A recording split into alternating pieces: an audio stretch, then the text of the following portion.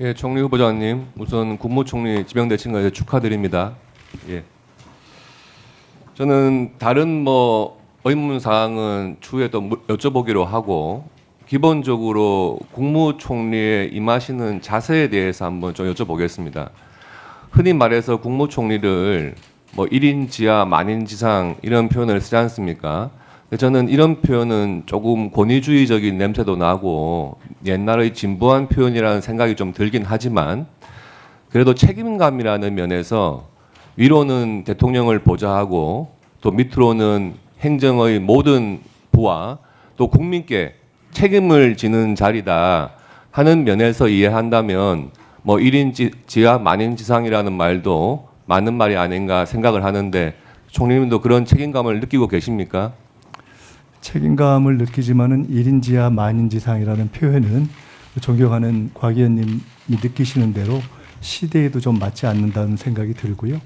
우리 헌법과 법률에 의거해서 아마 국가 의전 순위를 대통령의 다음을 국회의장 또는 대법원장을 두고 주무총리를 둔 이유도 헌법이 규정하고 있는 상권 분립의 정신을 존중하는 것이라고 보기 때문에 그런 우리 민주주의 국가의 원리에 보아도 1인 지하 만인 지상으로 보는 것은 적절치 않다 이렇게 생각합니다. 알겠습니다. 그 총리 후보자께서 예전에 서울시장 출마하신 적도 있고요. 또 부산시장 출마하신 적도 있어요. 내년 지금 6월달 1년 뒤가 정확하게 또 지방선거지 않습니까? 지금 국무총리로 지명되신 다음에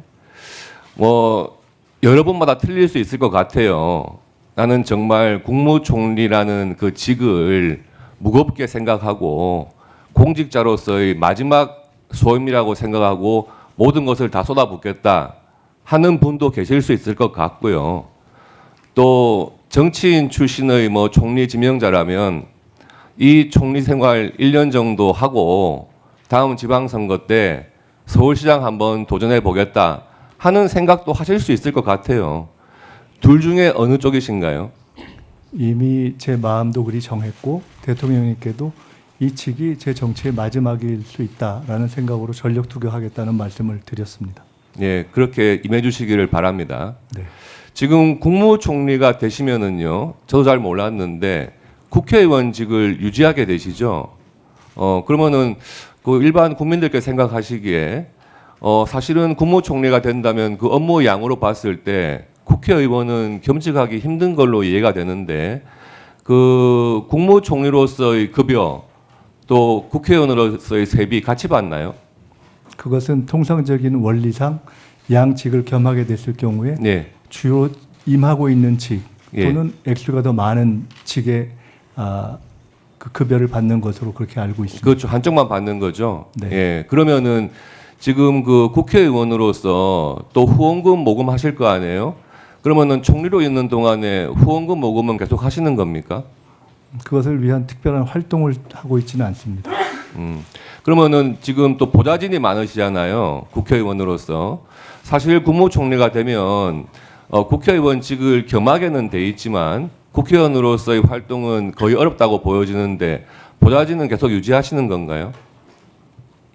그 주신 질문이 국회의원직을 겸하는 것이 타당한지 또는 그와 관련된 보좌진의 유지 등등과 관련한 판단을 여쭤보시는 것이라면 그런 문제에 대해서 혹시 헌법과 법률 또 그에 의거한 국회의 다른 판단이 있다면 그것을 충분히 저는 당연히 따르는 것이 옳다고 보고 오늘 현재까지는 대한민국 국회가 만들어지고 국무총리 제도가 만들어진 이후 현재까지 겸직 제도가 진행되어 있는 상황이기 때문에 저로서는 그 틀을 준수하면서 최대한 절제할 것을 절제하면서 하겠다 이렇게 말씀 올리겠습니다. 예, 총리 후보자님께 여쭤보겠는데 그 전에 국무총리로서 국회의원직을 겸했던 분이 이완구 국무총리 계시고 정세균 국무총리 계시고 그랬어요. 근데 계속해서 국회의원직을 겸했단 말이에요. 지금 그 총리 후보자께서 그렇게 총리직에 대한 어떤 무거운 책임감 이런 걸 느끼신다면 헌정사상 처음으로 국회의원직은 사임하시고 국무총리직에 전념하겠다 이런 한번 결심 같은 거는 생각해 보신 적이 없습니까? 생각해 본 적 없습니다. 없어요. 예, 슬라이드 한번 좀 띄워봐 주시죠. 그래서 지금 총리 후보자로 지명되면 기본적으로 보는 것들이 있어요. 군 복무는 마쳤는지, 또 전과 관계는 어떤지, 그동안 또 정치인 출신이면 정치 이력은 어떤지, 또 불명확한 소득은 없었는지, 이런 것들은 기본적으로 보는 거죠. 그런데 과거에 비해서 이 군 복무라든지 전과 관계라든지 이런 것들이 사실 굉장히 도덕 기준이 그냥 흐지부지 해버린 상태입니다. 지금 제가 숫자로 한번 봤어요. 이재명 대통령과 김민석 총리 후보자 두 분 다 군 복무한 적은 전혀 없어요. 그렇죠? 그리고 전과 관계를 보니까 공교롭게도 이재명 대통령도 전과 사범이고 김민석 후보도 전과 사범이에요. 물론 전과의 그 내용면에서는 좀 달라요. 예, 그렇고 정치를 하시면서 굉장히 여기저기를 막 다니셨어요. 양천, 영등포, 부산까지 그렇게 이동하신 거리가 한 1000km 정도 되더라고요. 그리고 확인되지 않은 소득은 지금 총리 후보자께서 스스로 말씀하신 내용 자체가 5년간 소득 신고액에 비해서 한 8억 정도를 그 세비 외의 소득원으로 사용한 것은 맞다. 이렇게 인정하신 그 금액입니다. 8억 원. 그리고 그 8억 원이 왜 문제가 되냐 하면 두 번의 정치자금법 위반에 따른 추징금 합계액이 2억 원, 7억 2천만 원 합쳐서 이제 9억 2천 정도였고요. 그리고 국민 여러분 잘 모르시겠지만 정치자금법을 위반해서 이 불법적인 정치자금을 받았다 하면은 그것도 소득으로 간주해가지고 거기에 증여세가 또 부과가 되죠. 증여세가 또 억대의 증여세가 부과됐습니다. 이런 부분들에 대해서 지금 이런 숫자들이 나오는 것에 대해서 기본적인 입장을 말씀해 주세요. 이게 지금 답변 드려도 될까요, 위원장님? 네, 답변하십시오. 네. 답변 드릴게요. 아까 이 그림표를 통해서 보여주신 중에 소득과 관련한 등등에 대해서는 오늘 청문회를 통해서 여러 의원님들이 바로 그것을 궁금해해서 여쭤보시고 답할 기회가 있는 것으로 저는 생각하고 있고요.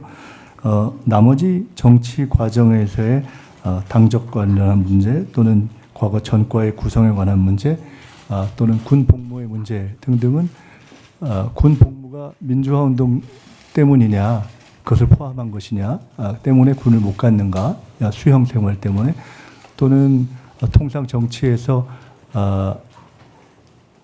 문제되는 군의 적절한 방식에 의한 적절치 않은 방식에 의한 회피 이런 것에 의한 것이냐 등등에 대한 것을 그것을 이렇게 다시 확인해서 여쭤봐 주신다면 그것에 대해서 또 답변 드릴 수가 있을 것 같습니다. 예, 그 아까 말씀 주신 중에 다른 부분은 실제로는 연동돼서 표현하는 것도 또 제가 답변 드리는 것도 그다지 적절하다고는 생각되지 않습니다. 네, 곽혜택 의원님, 네, 수고하셨습니다. 오후에 이어서 질의하시는 걸로 해주시면 되겠습니다.